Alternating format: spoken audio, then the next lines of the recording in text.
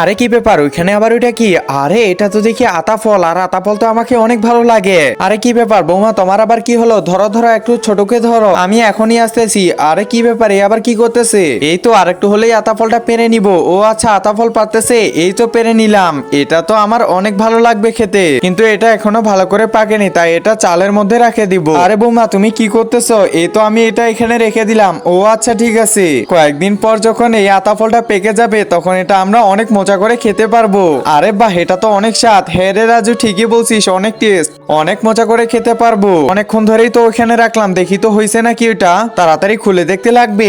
একজন মা কতটা আপন হয়ে থাকে, যার মানেই তাকে জিজ্ঞাসা করে দেখো। তো দেখা যাক বন্ধুরা, এই মায়ের জন্য কে ভিডিওটিতে লাইক এন্ড সাবস্ক্রাইব করে, আর যারা মাকে ভালোবাসো না তারা ভিডিওটি থেকে দূরে থাকো। আরে কি ব্যাপার, এটা তো এখনো হয়নি। ধুরু, আবার এখানে এটা রেখে দিই, এখনই হয়ে যাবে মনে হয়। এবার দেখি তো হয়েছে নাকি। আরে এটা কি করতেছে? আরে না না, এবারও হয়নি, আবার রেখে দিই, আবার একটু থাকি। এবার তো নিশ্চয় হয়েছে মনে হয়। আরে না না, এবারও হয়নি।